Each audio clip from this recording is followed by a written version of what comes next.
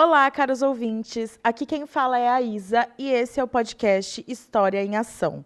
Esse podcast faz parte de um projeto chamado A Heresia Forjada, sobre a intolerância religiosa e censura a partir do livro O Queijo e os Vermes, do Carlo Ginzburg. Esse projeto tem duas partes.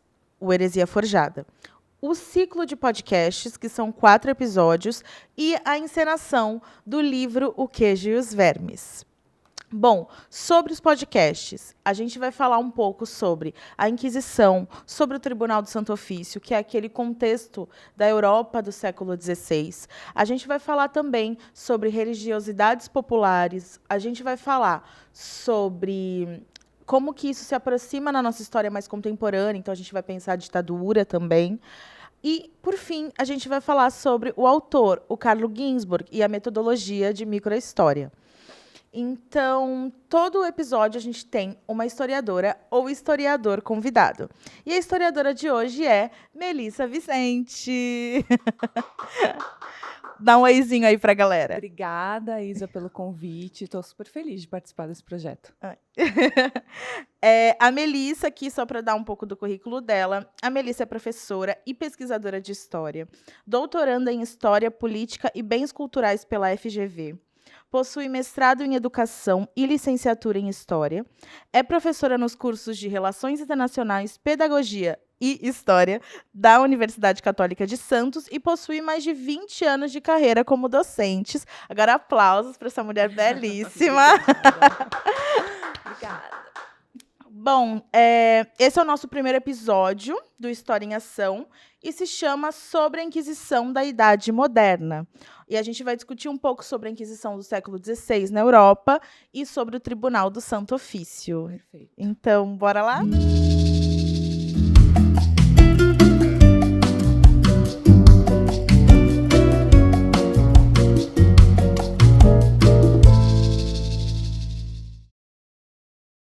Bom, nós temos 2 grandes tópicos hoje, que é a Inquisição e o Tribunal do Santo Ofício. A gente vai começar falando um pouco da Inquisição. Então, você conta pra gente, assim, uma pessoa aleatória na rua, ai, não sei nada, me conta.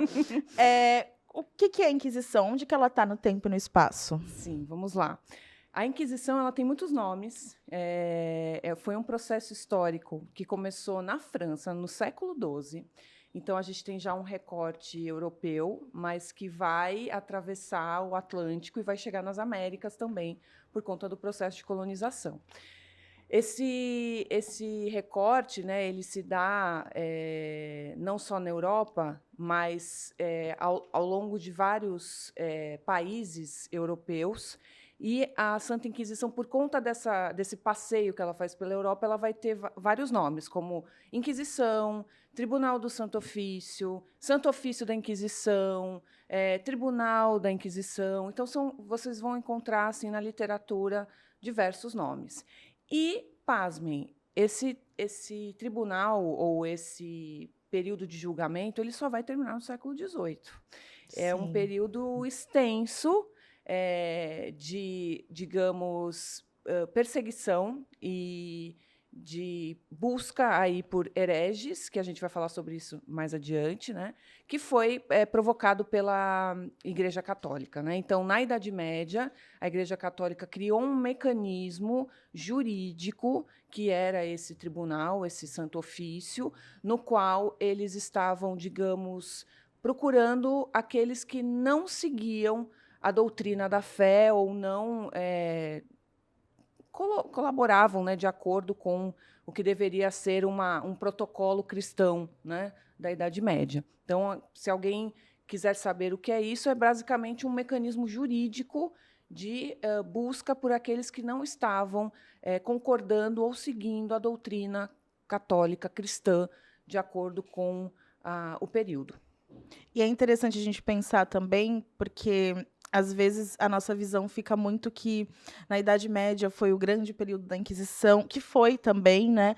Mas assim, a Idade Moderna, depois com as colonizações, com as navegações, também foi um período de Inquisição até pior em números, né, do que na Idade Média. Sim, porque a gente tem esse período de transição da Idade Média para a Idade Moderna, ele é o período que a gente chama de caça às bruxas, que vai ter um ápice entre 1580 e 1620, justamente essa transição do 16 para o 17. E é o período mais famoso justamente por causa dessa nomenclatura, né, caça às bruxas, e que permeia o imaginário, né, das pessoas por conta das fogueiras, né, da perseguição às mulheres, que a gente, né, sabe que foram mortas muito mais mulheres do que homens nesse processo inquisitório. E então o ápice mesmo foi nessa transição aí, né, justamente na Idade Moderna, com a consolidação do que a gente chama do mercantilismo ou do pré-capitalismo, é que essa perseguição fica mais acirrada. Teve claramente homens que morreram, muitos, mas a grande maioria foram mulheres, e principalmente mulheres camponesas. Isso é apontado no livro da Silvia Federici, O Caliban e a Bruxa. Né? A maioria das mulheres mortas foram mulheres camponesas. E também nesse livro, a gente até conversou um pouco antes, né, sobre isso. Sim. Tem também assim, a Inquisição ela é muito múltipla, né? Então aconteceu em vários lugares, aconteceu Sim. assim por uma motivação ali de poder, né, da política, da igreja, mas também ela aconteceu com vários desdobramentos, né? Sim. A Federici ela coloca também sobre um dos desdobramentos e um dos meios que vai provocar a desumanização das pessoas, né? Exatamente. Quando a gente tem esse processo, e uma coisa interessante até de voltar no contexto do ápice da Santa Inquisição, é que também, nesse período de 1580 a 1620, nós estamos tendo o que é chamado de Contra-Reforma, né, na Idade Moderna. Uhum. Então, é um processo em que a Igreja Católica está lutando pela sua hegemonia, né, de poder na Europa, principalmente entre os reinos que eram considerados católicos cristãos, e justamente porque estamos observando nessa fase aí da história a ascensão das religiões protestantes. Então, muitos que eram considerados católicos fiéis estão se convertendo às novas religiões, seja porque observaram uma aderência, né, uma mudança de pensamento, a burguesia, né, a ascensão da burguesia traz essa mudança de pensamento, seja porque foram obrigados à conversão, como no caso da Inglaterra, com o anglicanismo, né, houve uma perseguição aos católicos e aos outros, né, protestantes, né, teriam que se converter à religião do rei Henrique VIII, que era o anglicanismo. Então, esse processo ele tem esse ápice justamente no período de virada aí do 16 para o 17, por conta da ascensão das religiões protestantes e a Igreja tentando manter a sua hegemonia. E o Tribunal da Santa Inquisição ele é um dos mecanismos, né? Além da Companhia de Jesus, do Index, que era aquele índice de livros proibidos que as pessoas não poderiam ter em casa, não poderiam ler, não poderiam ter acesso, não deveriam, né, quem é cristão.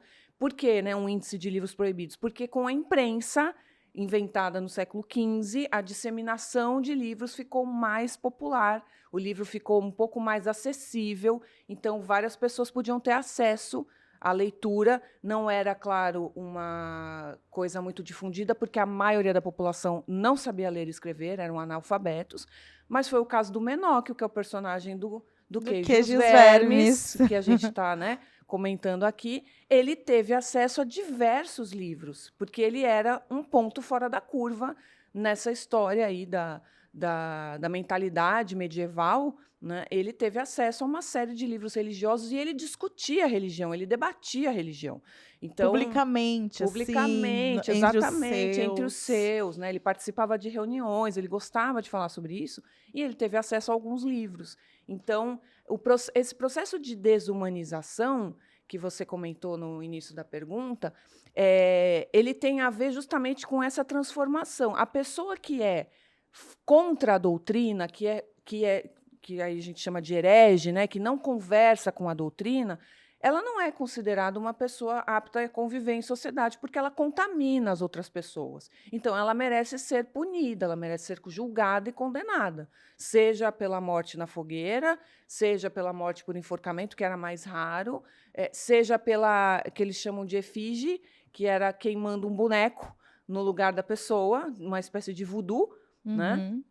Medieval. Quem fala que voodoo não era uma prática na Europa, isso existia, né? E então esse processo de desumanização já começa daí. E para a mulher esse processo foi muito pior, Sim. né? Porque a mulher, a gente sabe que na Idade Média ela era a fonte dos pecados, né? Então a Igreja já colocava a mulher como pecadora, né? Se não era a Virgem Maria santa, se não era a do lar, né? Totalmente santificada, se fizesse alguma coisa fora desse caminho, já era crucificada, né? Fazendo um paralelo, tem uma peça do Nelson Rodrigues que eu gosto muito, que se chama Doroteia. Uhum. E Doroteia, assim, ela não é uma peça realista como outras peças do Nelson Rodrigues, ela é uma peça bem maluca, assim, que tem a Doroteia, que é essa mulher que acaba matando o filho sem querer, que tá toda de vermelho, que é fora da curva, que ela quer entrar numa casa de mulheres hipercatólicas. E, assim,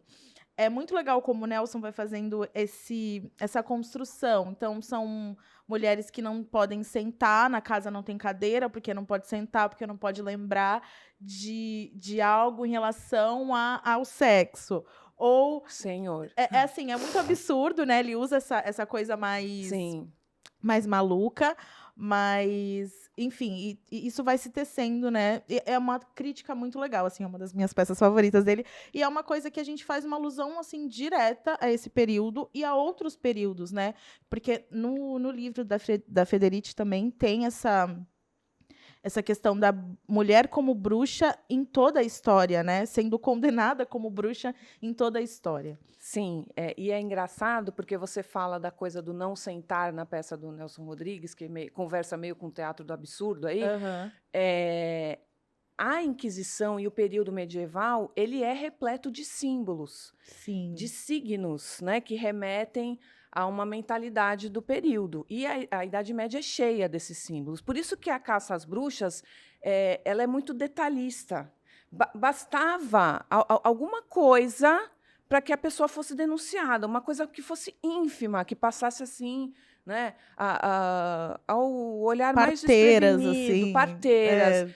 Bastava ter uma pinta num lugar errado, um sinal, cabelos ruivos, qualquer coisa bastava para ser um sinal acusatório e qualquer pessoa podia acusar, né? Desde vizinhos até parentes, né, acusavam essas mulheres de práticas hereges ou pagãs, né? O paganismo também foi muito condenado, né, porque era uma herança das práticas religiosas dos povos politeístas que habitavam, né, a Europa antes, né, da disseminação do cristianismo, e que vem como uma tradição, né, tanto dos celtas, dos vikings, né, dos anglo-saxões, né?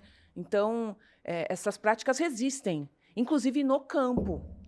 O Ginsburg, no outro livro dele, né, que é o Mito, Símbolo e Hegemonia na Religião Católica, ele vai tratar sobre isso, porque existia uma série de símbolos compartilhados entre esses grupos rurais que foram significados pelos inquisidores como uma prática herética, né? Então, interpretar o voo dos pássaros, né, para se guiar, no caso da agricultura, já era considerado uma prática fora do protocolo ou da doutrina do dogma cristão. E dogma cristão daquela época, porque o dogma cristão ele também mudou assim durante toda a história do cristianismo. A gente vai ter outros episódios que falam um pouco mais sobre cristianismo popular Sim. e outras coisas, mas assim, antes, por exemplo, da Contra-Reforma, o carnaval ele era uma prática que os cristãos eles endossavam, que a igreja endossava. E aí depois virou uma prática proibida. E ainda hoje, em algumas religiões mais fervorosas, é uma prática proibida. Sim. Né? E assim, o cristianismo ele também vai se mudando. Então é legal a gente pensar que não é uma coisa natural. Né? Não é uma coisa inerente ao ser. dentro deles, da religião deles atual, eles já têm uma super discussão de testamentos, tal, mas assim, durante a história ele também nunca foi a mesma coisa. Não foi. Ele foi transformado e revisado, né, de acordo com Os os interesses. interesses da época ou as forças de poder que estavam atuando no período, o apagamento das mulheres, né, Sim. desses livros sagrados, né, isso é muito presente. A própria historiografia também cuidou um pouco desse apagamento das mulheres. A denúncia que a Silvia Federici faz justamente no livro é que essa fase da história da Inquisição, principalmente, ela é feita por homens, né? Basicamente por historiadores homens. Né? Não à toa o Ginsburg se debruçou sobre isso, lá na década de 70, 80. Né? E ela traz um outro olhar, um olhar de uma mulher pesquisando esse período. Né? Então, nesse caso, a literatura ela busca fazer uma revisão e a Igreja Católica também faz essa revisão. A gente teve, né, há não pouco tempo atrás, a remissão do Galileu Galilei, Sim. 500 anos depois de ter sido condenado, embora ele não tenha sido morto, né, não tenha sido, ele foi condenado a um regime domiciliar, vamos dizer assim, né? Ele e a negar as próprias palavras, mas tal como precisou negar, precisou queimar, né, as suas obras. Sim. Tá? Então, e ele foi redimido. Joana d'Arc também, né, virou a santa padroeira da França. Então, há esse processo revisionista que é importante, porque cada época tem o seu contexto e a sua mentalidade. Né? Total. A gente falou muito do primeiro tópico. Então, normal. Mas voltando sobre as questões da heresia, o que poderia ser uma heresia? Então, a heresia ela constitui um conjunto de práticas ou de crenças que não concordam ou que não corroboram com o dogma cristão. Então, é considerado herege uma pessoa que está negando ou praticando contra o dogma cristão. Então, por exemplo, uma pessoa que se dizia ateu, ateia na Idade Média, ou que não acreditasse em nada, já era um herege, já era considerado herege. Né? Uma pessoa, uma mulher parteira, conhecedora de ervas, de remédios, de métodos contraceptivos, né, do período, já era considerada herege. Né? Ela foi considerada herege ao longo, né, desse processo inquisitório. Por quê? Aí a gente entra na questão da mudança do sistema econômico. Não era interessante que as mulheres dominassem essa parte da história das mulheres, que é o parir, né, ou esse momento. Não era interessante para a acumulação primitiva do capital, que é esse período que está tendo a transição aí. Não há uma evolução, evidentemente, do feudalismo para o capitalismo. Não, eles vão andar juntos. Né? Mas, nesse período de acumulação primitiva, a mulher precisa parir. Ela precisa gerar mão de obra. Né? Essa é a função dela a partir desse momento. Então, nesse caso, a acumulação primitiva ela vai fazer com que o corpo da mulher seja explorado. E a parteira, a conhecedora de medicações, de remédios, a bruxa que mexe as ervas no caldeirão, né? Que tudo isso faz parte de uma fantasia que foi criada, né, sobre esse período, vai ser condenada, vai ser considerada herege. Sobre isso que a gente estava falando, né, dessa idade moderna, desse capitalismo que agora já está mudando, e sobre o que a gente pensou no começo, que a Idade Média teve a Inquisição dela, mas a Idade Moderna teve uma Inquisição e ainda mais brutal. Sim.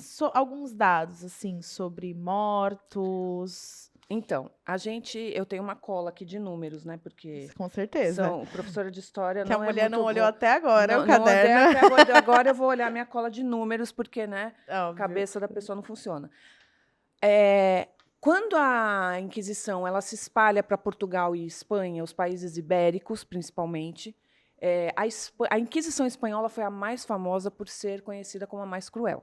Tá? A gente tem o famoso Torquemada, que era um inquisidor que metia medo em todo mundo, né, extremamente violento. E com a chegada da colonização, né, nas Américas,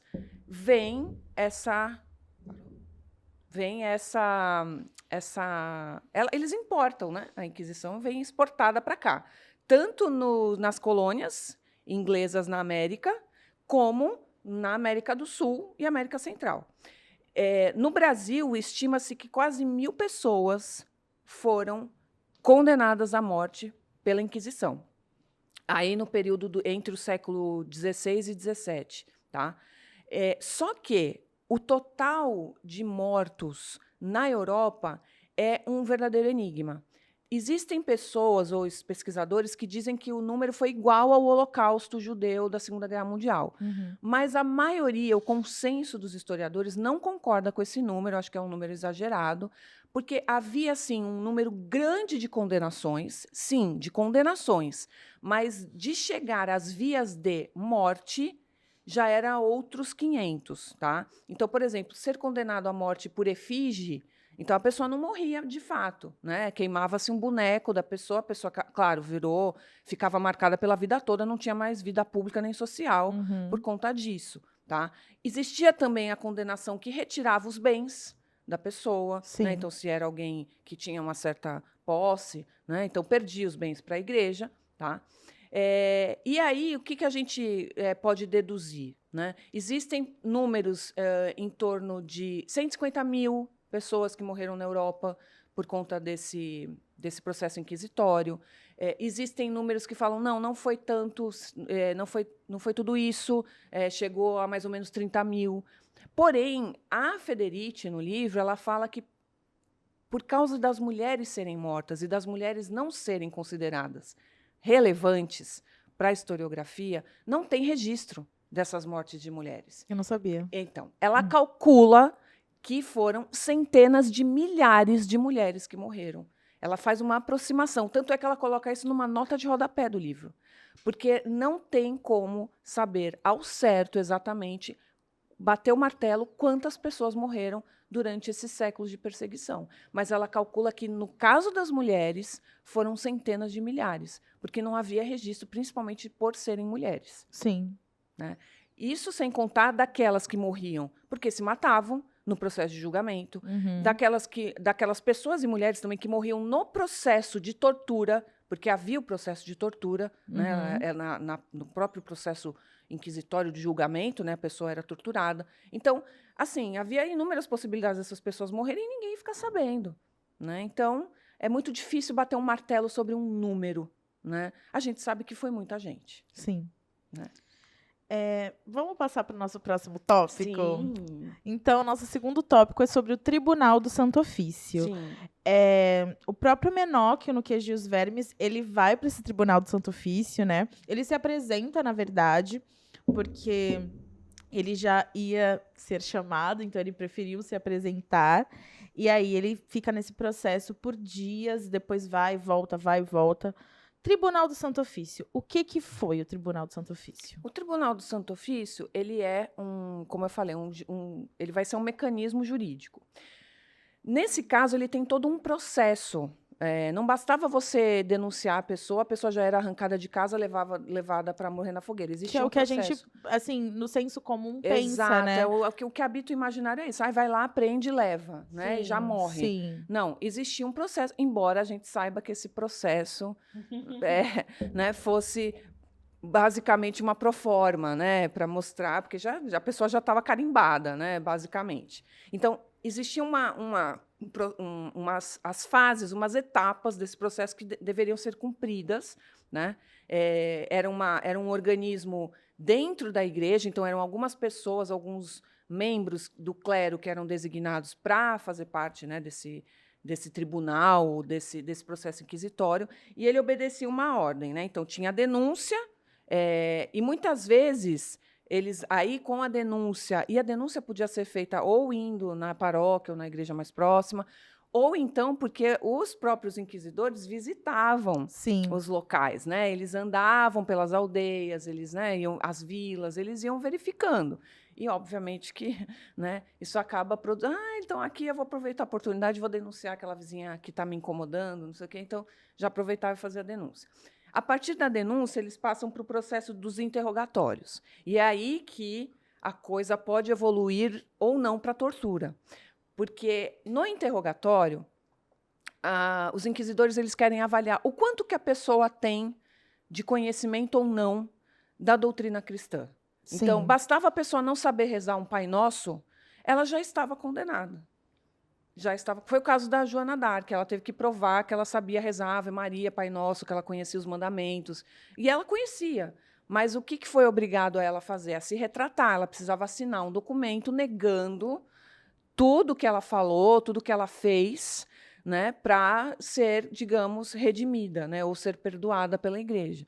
O que ela não quis fazer, porque ela estava firme na sua crença de que ela estava no caminho, que ela foi guiada por Deus, que ela foi guiada pelas santas, né, Santa Margarida, Santa Catarina, né, que diziam para ela que ela tinha que coroar o Delfim como rei da França, né, e livrar a França do domínio da Inglaterra.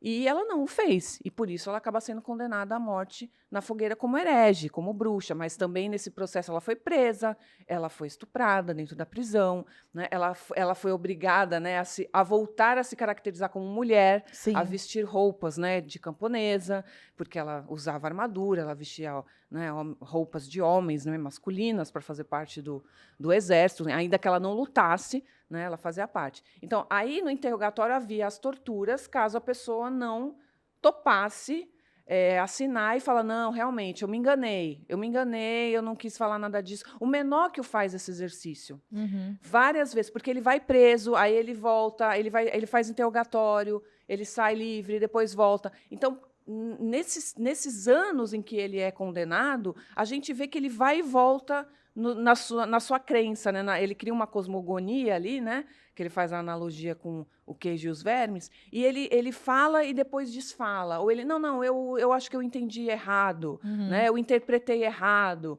né? E justamente para tentar, de alguma forma, amenizar, embora ele se mantivesse muito firme. Né? É engraçado ver isso. A nas suas gente vai falar palavras. isso no outro episódio, Sim. né? Mas é engraçado ver como ele dava os interrogadores. Interrogadores? Inquisidores. Os inquisidores, né? Eles tinham interesse para ouvir o que ele falava. E ele deixava as coisas interessantes. Ele não tinha esse medo todo, né? Ele falava mesmo. E ali dentro da vila dele, ele também falava. Ele tinha um papel de influência ali, né? Ele lia livros. Então, ele era um ponto fora da curva. Exato, né? Exatamente. E depois desse processo do interrogatório, até porque os inquisidores podiam pescar outras pessoas, né, que surgissem nesse interrogatório. Aí vinha a sentença. E a sentença que podia ser, né, a morte na fogueira. Por que a fogueira? Porque a fogueira simboliza, no cristianismo, um processo de purificação. Então, quando você joga a pessoa no fogo, significa que você está purificando aquela pessoa, aquela região, aquela vila, né? E aí estamos expurgando todo o mal através do fogo, né? E é um processo muito, assim, público, né? Porque, ao mesmo tempo que tem todo esse significado, a gente vê praticamente um pelourinho, a fogueira como um pelourinho, né? Fazendo uma analogia bem... Sim, a fogueira ou o enforcamento, que também era público, ele era muito didático, ele era pedagógico. Olha, né? o que vai acontecer com você Exato, se você continuar nesse caminho. Era para mostrar o que aconteceria e qual o poder, né? Até onde vai o poder da igreja, né? Até onde vai o poder do Santo Ofício. É isso, né? Você quer esse fim? Né? Então, ela era pública e virava um espetáculo, né? Porque as pessoas iam, né? Sabiam o que ia acontecer, levavam crianças. Né? Então, isso se tornava público. Inclusive, no Caliban e a Bruxa, a Sílvia também levanta as sentenças, né? As condenações, como uma forma de mídia, porque eles distribuíam panfletos para falar quem morreu, como morreu naquela época, justamente para avisar, olha, estamos de olho, né? E virava um evento, né? Um evento social também. É o marketing da igreja. Da Inquisição, da igreja, exatamente. Bom, esse foi o nosso primeiro episódio do História em Ação com a Melissa Vicente. O episódio chamado sobre a Inquisição na Idade Moderna. Bom, a gente ainda vai ter mais 3 episódios por aí, outro dele com a Melissa. Sigam a gente nas redes sociais do projeto. O Instagram se chama Heresia Forjada, tudo junto. A gente vai disponibilizar esses episódios aqui no Spotify e no YouTube também, então corram lá para ver. Muito obrigada, Melissa. Muito obrigada à equipe. esse projeto ele foi contemplado pelo Facult de 2022. Então, ele é dividido entre os podcasts e o espetáculo O Queijo e os Vermes, que vai acontecer no final do nosso processo. Imperdível. Obrigada, gente. Até o próximo episódio.